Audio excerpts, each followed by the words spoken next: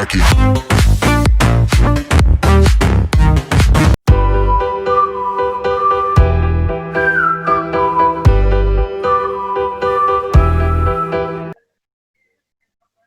Kali ini reviewnya tentang tema 1, subtema 2, manusia dan lingkungan. Nanti kalau ada yang tidak paham, tidak mengerti, bisa ditanyakan ya.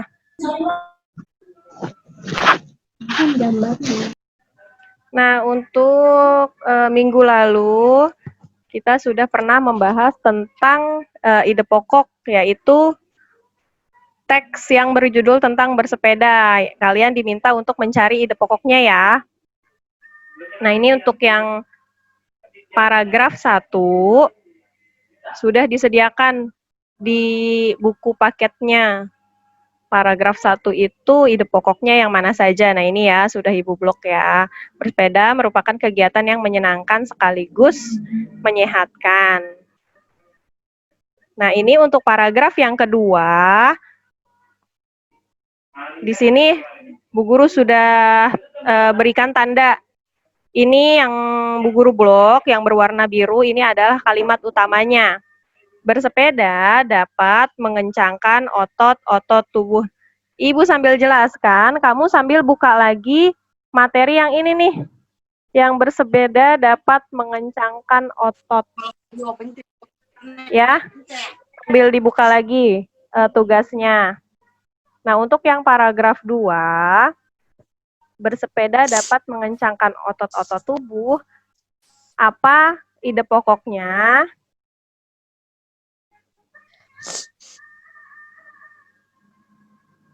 Nah, di sini lanjutnya yang ketiga, jika bersepeda secara rutin, kesehatan jantung kita akan tetap terjaga. Ini kalimat utamanya ya. Ini kalimat utamanya. Ingat kalau kalimat utama sama ide pokok itu berbeda. Kalau kalimat utama adanya bisa di depan kalimat, di awal, bisa juga di akhir kalimat, atau ada juga yang di tengah-tengah kalimat, itu kalimat utama. Tapi kalau ide pokok itu adalah inti dari kalimat utama. Ketika kamu sudah menemukan kalimat utamanya, ini kalimat utamanya. Jika bersepeda secara rutin, kesehatan jantung kita akan tetap terjaga. Ini kalimat utamanya. Nah, kita cari ide pokoknya. Apa intinya dari kalimat utama ini? Intinya adalah bersepeda rutin membuat kesehatan jantung tetap terjaga. Sambil dibuka ya buku tulisnya ya yang tentang ide pokok. Ditulis, Bu. Nggak usah ditulis, disimak aja ya. Iya, Bu. Lanjut, oke ya. Nanti speakernya dimatikan lagi ya kalau setelah bertanya ya. Yang ketiga, ini paragraf yang ketiga. Salah satu pilihan yang bijak menjaga stamina dan daya tahan tubuh adalah dengan bersepeda. Nah, di sini ide pokoknya yaitu bersepeda salah satu pilihan bijak untuk menjaga stamina dan daya tahan tubuh. Jadi kalimat utamanya kalau kamu sudah ketemu, kamu rangkum, kamu ringkas. Yang sekiranya kata yang nggak perlu, nggak usah diajak, nggak usah diikut. Jadi ide pokok itu yang intinya aja, inti banget. Ya. Lanjut, ini paragraf yang kelima. Ini paragraf selanjutnya. Bersepeda juga merupakan olahraga yang dapat membakar kalori dalam tubuh. Ini kalimat utama. Adanya di awal kalimat. Mana ide pokoknya? Dari kalimat utama ini kamu rangkum. Nih yang biru-biru nih, kamu rangkum lagi, kamu ringkas lagi supaya lebih sedikit kata-katanya. Jadi ide pokok nih, cuman di sini aja, bersepeda nih, diambil bersepedanya. Ini yang juga merupakan olahraga, ini nggak usah, langsung aja bersepeda. Langsung ke sini nih, dapat membakar kalori dalam tubuh ya. Jadi yang ininya nggak usah nih dicoret, bersepeda. Langsung nih yang juga merupakan olahraga yang, nah ini nggak usah nih, nggak usah dipakai karena ide pokok itu yang intinya saja, ya. Lanjut, ini paragraf selanjutnya, ini yang biru-biru nih udah Ibu tandain sebagai kalimat utama. Oleh karena bisa membakar kalori dalam tubuh, maka bersepeda juga dapat menurunkan resiko terkena penyakit diabetes. Ini kalimat utamanya. Dari kalimat utamanya kamu rangkum menjadi ide pokok. Ide pokoknya yaitu kalimat yang penting-pentingnya saja. Mana? Nah, ini dia ide pokoknya. Bersepeda, nih, ambilnya dari sini aja langsung. Bersepeda dapat menurunkan resiko, langsung di sini, dapat menurunkan resiko terkena penyakit diabetes nih, terkena penyakit diabetes. Jadi yang depannya yang oleh karena sampai koma tuh nggak usah, ya.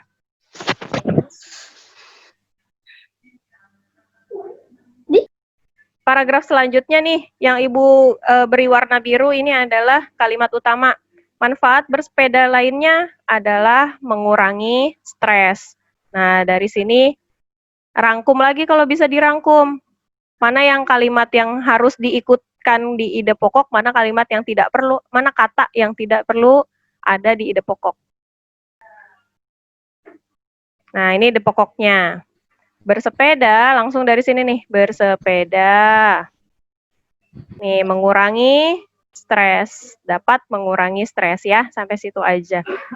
Jadi yang ini nggak usah, lainnya adalah, gitu. Pokoknya disingkat-singkat deh sama kamu deh. Nah, di sini selanjutnya, materi tentang kondisi geografis Indonesia, nih ada Pulau Sumatera ya, sampai ke Papua. Di sini kamu diminta untuk kemarin, nah ini persebaran kepadatan penduduk di Indonesia. Di sini nih ada warna-warna nih, ini adalah kode. Nah, kamu sudah kelas 5, harus sudah bisa membaca peta. Peta tuh ada banyak. Nanti ini adalah peta kepadatan penduduk, ada juga persebaran flora dan fauna. Nanti di Kalimantan Tengah tuh banyak flora dan fauna apa? Contohnya di Jawa Barat apa? Nah, di sini ada keterangannya kalau ini persebaran kepadatan penduduk. Nih, di sini kelihatan ya, ada tulisannya kepadatan penduduk dalam kurung orang per kilometer persegi. Kalau yang warnanya hijau terang, ini kurang dari 10 orang per kilometer persegi. Kamu cari yang warnanya hijau terang itu mana? Nah, di sini Bu Guru menemukan warna yang hijau terang itu adanya di sini nih. Mungkin kamu lihatnya dari HP ya, jadinya kecil. Nih, ini adalah wilayah, ada tulisannya nih, Papua Barat. Nah, berarti di Papua Barat ini orangnya hanya ada kurang dari 10 orang per kilometer persegi. Ya. Nah, terus nih ada yang warnanya hijau muda. Isinya orangnya itu sekitar 10 sampai 49 orang per kilometer persegi. Cari yang warna hijau muda nih ada di Papua. Ada di Maluku, Maluku Utara. Ada nih sebagian Sulawesi, ini Sulawesi Tengah ya di sini ya. Terus sebagian besar Kalimantan. Itu. Selanjutnya nih, sampai terus nih warnanya kan lain-lain. Ini yang warnanya biru adanya di dekat Sumatera, Nusa Tenggara, Sulawesi, Kalimantan. Lanjut nih, ada juga yang 100 sampai 199 orang per kilometer persegi. Ini yang warna kuning. Nih ada di sini nih, Sumatera Utara dan Sumatera Barat. Cari lagi yang warna kuning, ada di sini. Nih Sulawesi Selatan. Ada lagi di atas, ini Sulawesi Utara. Lanjut nih yang warna pink. 200 sampai 599. Ada di, cari yang warnanya pink, ada di provinsi mana? Nah, ini ada nih warna pink, Bu Guru menemukan. Ya, pintar, Lampung. Ada lagi di mana? Nih, kelihatan nggak tulisannya di Nusa sini? Ini Tenggara Barat. pintar, Nusa Tenggara Barat ya. Lanjut. Bawahnya lagi ada yang 600 sampai 1299. Iya, zoom deh. 1299 orang per kilometer persegi. Yuk, cari yang warnanya agak oranye. Ini yang padat Jawa nih. Tengah. Ya. Jawa. Nah, Jawa pintar. Barat, Jawa Ya. Tengah, Jawa Timur. Berarti Pulau Jawa dan Bali ini termasuk wilayah padat penduduk ya, karena di sini kepadatan penduduknya ada 600 sampai 1299 orang per kilometer persegi. Nah, coba cari nih sekarang yang paling padat banget penduduknya yang lebih dari 1299 orang. Ada nggak di Indonesia? Jakarta. Pintar ya. Jakarta. Di sini ya, kecil ya, ada DKI Jakarta. Jakarta. Sip. Dimatikan lagi speakernya ya. Jadi di sini disimpulkan nih, di Indonesia yang paling jarang penduduknya ada di provinsi mana? Papua Papua Barat. Barat. Papua Barat. Sedangkan yang paling padat penduduknya ada di DKI Jakarta. Gampang ya. DKI Jakarta. Oke, bisa ya, sudah bisa baca peta ya. Nanti petanya jenisnya banyak. Kalau ini kan kepadatan penduduk. Nanti ada lagi peta flora fauna, ada lagi peta ya budaya, ada lagi peta budayanya gitu. Nah, ini sementara ini yang persebaran kepadatan penduduk. Lanjut. Di sini ada soalnya kemarin. Nah, coba dibuka lagi soalnya yang seperti ini. Pulau manakah yang padat penduduknya di Indonesia? Coba sambil dicari dia di buku tulisnya ya. Sini nih. Pulau Jawa. Ya, sebentar. Oke. Pulau Jawa. Ya. Pulau manakah yang paling padat penduduknya? Iya, pulau ya. Pulau karena yang Jawa. ditanya pulau. Pintar. Pulau Jawa. Iya. Pulau Jawa. Pulau Jawa. Oke, lanjut yang kedua. Pulau Jawa. Ya. Desa Oke, sip. Ini Kilometer. kamu kemarin Ibu Guru masih lihat ada yang carinya di mana namanya? Di Google. Padahal tanpa mencari di Google pun kamu dengan melihat peta di sini aja udah bisa kelihatan. Contoh, nih yang nomor 1. Pulau manakah yang paling padat penduduknya? Lihat aja gambarnya di sini nih. Gambar kepadatan penduduknya. Ini aja. Sini. Ya. Nah, di sini. Ini yang paling padat penduduknya adalah nih yang merah dan oranye. Cari yang warna merah dan oranye di sini adalah Pulau Jawa. Selanjutnya, pulau yang paling sedikit penduduknya di Indonesia. Lihat warnanya yang paling sedikit adalah yang warna hijau terang. Cari yang hijau terang. Nah, karena adanya di sini aja nih yang hijau terang, karena yang ditanya pulau ya. Kalau yang ditanya provinsi, jawabnya Papua Barat. Tapi karena yang ditanya pulau, berarti tulis aja Papua. Gitu ya. Nah, ini berapakah jumlah kepadatan penduduk Provinsi Lampung? Ini sebenarnya cari di Google nggak salah. Cuman kalau kamu posisinya lagi ada di sekolah, nggak bawa HP, gimana caranya cari di Google? Kan nggak bisa ya. Jadi bisa lihat di petanya. Nih lihat Lampung, lihat petanya lagi. Lampung di sini warnanya apa? Pink. Ya, lihat petanya di sini warna pink, berapa kepadatan penduduknya? Kamu jawabnya yang ini. 200 sampai 599 orang per kilometer persegi gitu. Ya, dilanjut. Nah, ini nomor 4 sekarang. Berapakah jumlah kepadatan penduduk Provinsi Papua Barat? Nih yang ditanya Provinsi Papua Barat. 10 orang. 10 orang atau KM persegi. Nah, betul, pintar. Nih Papua Barat yang warna hijau terang, berarti kita tulisnya yang ini nih. Berapa kepadatan penduduknya? Kurang dari 10 orang per kilometer persegi gitu ya. Lanjut nih, terakhir. Berapakah jumlah kepadatan penduduk provinsi tempat tinggalmu? Kita tempat tinggal di mana? DKI Jakarta. Kok DKI Jakarta? Kita tinggal itu di Kota Bekasi, provinsinya Jawa Barat. Lihat Jawa Barat nih adanya di sini warna apa? Warna oranye. Kalau warna oranye, lihat di sini. Nah, berarti kamu jawabnya yang ini. Jawa Barat kita tempat tinggalnya, kepadatannya itu 600 sampai 1299. Iya. 1299 orang per kilometer persegi ya. Persegi. Oke. Sudah paham ya cara membaca peta persebaran penduduk ya? Sudah. Oke, Ibu mute lagi. Nah, lanjut. Ini ada gambar gunung ya. Ini sungai, yang kedua. Ini yang ketiga danau. Nah, yang keempat ini ada bendungan. Nah, pertanyaannya kemarin mana yang termasuk Buatan. ya, betul. Kenampakan alam dan buatan ya. Nah, untuk Ya. yang gunung ini yang gunung termasuk kenampakan alam atau buatan? Iya, Bu. Nah, ini yang Ibu checklist ya. Ini yang Ibu checklist termasuk kenampakan alam. Terus selanjutnya nih sungai. Ini Ibu checklist juga. Sungai, berarti termasuk kenampakan alam. Yang ketiga, Iya. yang ketiga Penampakan alam. ini kenampakan alam. Danau. Yang keempat enggak, Bu. silang. Buatan manusia. Buatan manusia. Oke. Iya, Bu. Sip. Kalau sudah, Ibu matikan lagi speakernya kalian ya.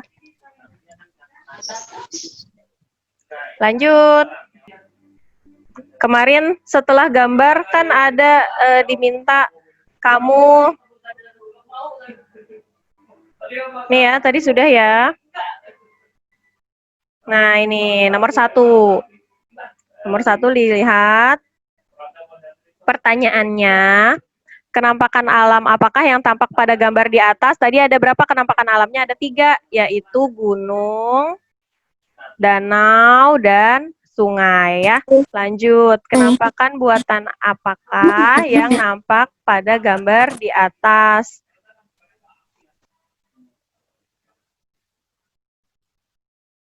Nah, kenampakan buatannya tadi hanya 1 ya, yaitu bendungan. Nah, kenampakan alam kemarin sudah banyak jawaban yang betul. Kalau materi kalian yang sekiranya bisa dicari di Google, Bu Guru kalian bisa cari di Google, bisa cari sendiri boleh ya. Ini juga nih ada nih di Google pasti, karena sudah banyak yang betul juga. Apakah kenampakan alam itu yaitu lingkungan alami, namanya juga kenampakan alam. Ya, berarti dia alami. Siapa yang menciptakan? Tuhan. Berarti kenampakan alam adalah lingkungan alami yang merupakan ciptaan Tuhan atau yang diciptakan oleh Tuhan, ya diciptakan oleh Allah Subhanahu wa taala, seperti itu. Nah, selanjutnya kalau kenampakan buatan itu adalah lingkungan yang merupakan buatan manusia. Ini gampang ya. Ini kalian harus hafal definisi atau pengertian dari kenampakan alam, kenampakan buatan. Nanti ketika Ibu mengambil nilai penilaian harian, bisa jadi ada soal seperti ini, esai atau pilihan ganda. Apakah kenampakan alam itu? Nah, kalian harus bisa jawab ini. Di luar kepala, dihafal ya. Lanjut. Nah, ini juga ada tentang musim di Indonesia. Pada bulan apakah musim penghujan terjadi di Indonesia? Sambil dibuka buku tulisnya yang ada 3 soal ya. Sambil dicari ya.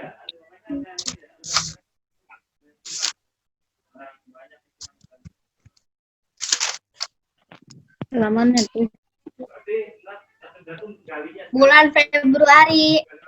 Bulan Oktober sampai Februari. Sampai Februari. Sudah ketemu ya apanya? Buku tulisnya, halamannya. Ibu mute dulu sebentar. Ibu mute, jangan dinyalain dulu ya speakernya. Kalian hanya mencocokkan aja nih. Jawaban Bu Guru sama jawaban kalian cocok apa enggak? Ya. Pada bulan apakah penghujan? Kalau musim hujan mulainya dari mana sebentar? November. Oktober sampai April. Sedangkan musim kemarau adanya itu April sampai Oktober. Ini tinggal dibalik aja, tapi jangan sampai terbalik. Kalau penghujan Oktober sampai April. Kalau kemarau April sampai Oktober. Nah, ini ceritakan fenomena alam angin muson. Ini kalian sudah baca teksnya juga di buku elektronik yang Ibu Guru kirim. Sudah juga pasti sudah cari juga di Google apa itu angin muson, ya. Ini nanti bisa dibaca atau baca di jawaban kalian sudah banyak yang betul ya. Iya, Bu. Nah, ini dia tentang sila-sila. Kamu sila-sila kemarin sudah banyak yang betul tapi masih ada yang keliru. Nih, coba ya kita baca lagi ya. Ibu maunya dari sini aja, dari sebelah kanan biar gampang. Menggunakan hak pilih dalam pemilu. Minggu lalu, waktu hari Sabtu Zoom, Bu Guru sudah menjelaskan kalau yang diskusi, bermusyawarah, pemilu nih, pemilihan umum. Tahu pemilihan umum yang nyoblos tuh ya? Nah, itu masuknya sila ke-4. 4. Ya. Nanti ini kan gampang, tinggal digaris aja. Kalau ada yang salah, boleh kalian perbaiki supaya nanti yang masih salah untuk jika ada soal selanjutnya kalian bisa jawab dengan benar ya. Yang kedua, mempersilahkan teman untuk melaksanakan peribadatan. Kalau yang beribadah kemarin nih gampang nih, yang beribadah pasti berhubungan dengan sila ke-1 ya. Lanjut. Yang ketiga nih, menganggap pembantu sebagai bagian dari anggota keluarga. Ini masuknya sila kedua ya. Nah, ini mengadili pelanggar hukum sesuai dengan perundang-undangan. Masuknya sila ke Oh, ini dulu ternyata. Menjenguk teman yang sakit masuk sila ketiga ya. Nah, berarti yang mengadili pelanggar hukum masuknya sila ke-5. Selesai deh materi hari ini. Setelah ini ada yang mau bertanya atau mau tanya tentang matematika? Kalau misalnya Bu, tematik aku udah ngerti.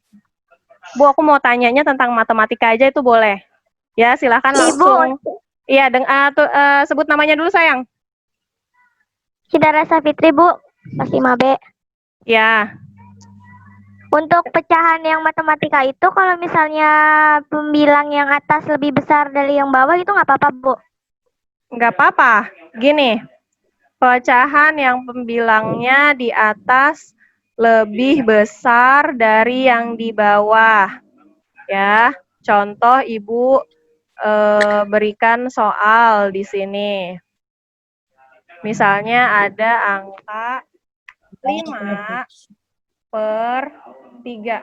Kelihatan ya tulisan Bu Guru ya? 5/3. Ini karena ini aja deh biar gampang. Sebentar ya, Cinta ya. Dan yang lainnya ini juga masih banyak nih yang keliru nih. Antara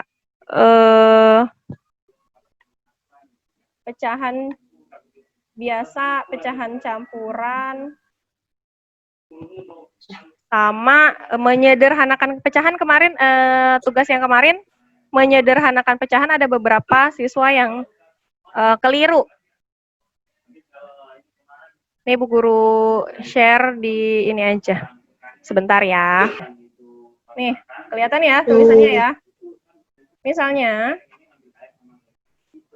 ada soal 5/3 ya. Nah, sama dengan ini kan kamu jadiin pecahan biasa. Ini yang atas, ini 5 itu sebagai apa? Namanya sebagai pembilang. Kalau yang di bawah itu namanya penyebut. Penyebut ya. Kalau angkanya Ibu ganti, misalnya 5-nya jadi 45. 3-nya jadi 35. Nah, lanjut nih 45 sebagai pembilang, 35 sebagai penyebut. Kemarin ini ada yang menyederhanakannya salah. Jadi gini caranya. Caranya adalah kalau ada 45/35 nih contoh ya. Sudah hafal perkalian ya, harusnya kelas 5 itu perkalian 1 sampai 10 sudah hafal. Untuk Zoom untuk pertemuan selanjutnya Nanti kalau ada waktu, Bu Guru akan tes perkalian secara mandiri, jadi sendiri-sendiri. Dari sekarang kalian yang belum hafal perkalian dihafalkan, perkalian 1 sampai 10 ya. Ini 45 per 35, kamu bagi, tapi baginya harus sama angka yang sama. Contoh, kalau atasnya dibagi 2, bawahnya juga harus dibagi 2. Itu namanya menyederhanakan pecahan.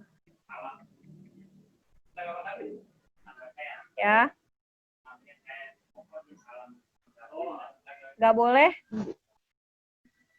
Kalau atasnya dibagi 3, bawahnya dibagi 2, tuh nggak boleh. Jadi kalau atasnya dibagi 2, bawahnya dibagi 2 juga. Nah, ini 45 kan nggak bisa dibagi 2, berarti nggak boleh ya, karena nggak bisa dibagi. Cari angka lain. Kalau 45 sama 35 itu sama-sama bisa dibagi 5. Ingat kalau atasnya dibagi 5, kalau atasnya dibagi 5, bawahnya dibagi 5 juga ya. Jadi hasilnya kamu buat lagi, dihitung pembagiannya. 45 dibagi 5 berapa? 9. Iya, nah di sini tulis deh. 45 dibagi 5 hasilnya 9, yang bawahnya 35 dibagi 5 hasilnya 7. Ingat, kalau menyederhanakan pecahan itu dibaginya harus sama angka yang lama. Atas bagi 5, bawah juga bagi 5. Atasnya dibagi 2 misalnya, bawahnya juga harus dibagi 2. Ya. Kalau pembilang yang atasnya pembilang lebih besar daripada penyebutnya yang bawahnya kecil, nggak apa-apa. Nanti kalau pembilangnya lebih besar daripada penyebutnya, kamu caranya dibagi pakai pembagian bersusun yang kayak Bu Guru sudah jelaskan. Nanti videonya bisa dilihat lagi ya. Ini karena sudah selesai ya, Ibu cukupkan saja untuk hari ini anak-anak. Terima kasih atas waktunya ya. Tadi karena putus, jadi untuk Zoom itu setiap 40 menit putus. Jadi harus nyambung lagi. Ya, ditutup saja meeting Zoom hari ini. Terima kasih anak-anak atas waktunya. Semangat belajar selalu ya. Wassalamualaikum warahmatullahi wabarakatuh. Waalaikumsalam warahmatullahi wabarakatuh. Waalaikumsalam warahmatullahi wabarakatuh.